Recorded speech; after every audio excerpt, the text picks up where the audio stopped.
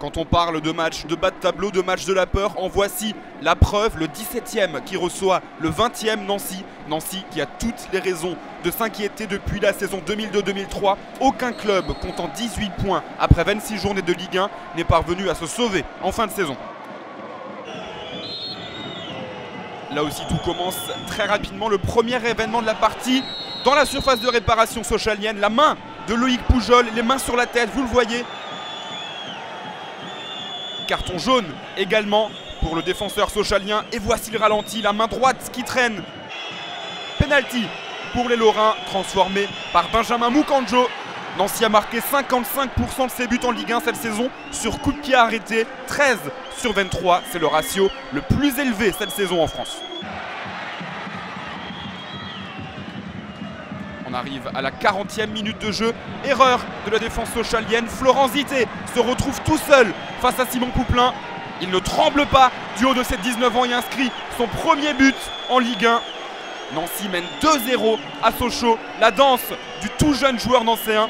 Le deuxième match de sa carrière en Ligue 1. Lors du premier, il avait été exclu. Lors du deuxième, il trouve le chemin défilé. Sochaux qui est invaincu lors de ses 4 dernières confrontations avec Nancy en Ligue 1, 3 victoires et 1 nul, se retrouve mené 2-0 après 40 minutes de jeu à domicile.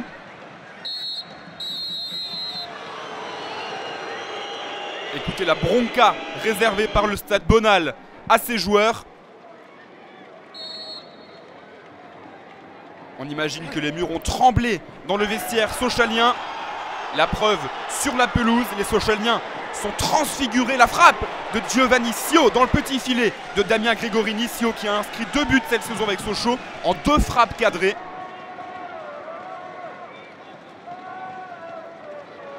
Tout à l'heure c'était sur le côté droit, cette fois-ci le côté gauche, la frappe sur le poteau de Sébastien Roudet qui réclame un corner. Roudet qui est l'auteur des 2 derniers buts sochaliens face à Nancy en Ligue 1. Cette fois-ci il trouve le poteau de Damien Gregorini.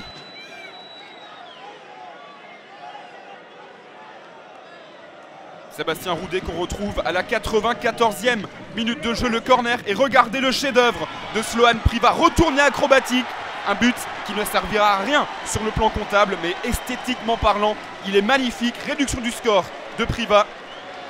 Les Lorrains n'ont gardé leur cage inviolée qu'une seule fois lors de leurs 15 derniers déplacements en Ligue 1, et c'était à Marseille, encaissant même un total de 30 buts lors de cette série. Mais Nancy qui signe là le 2e succès à l'extérieur de la saison. Et les Nancéens qui, grâce à ce succès, quittent la dernière place du championnat.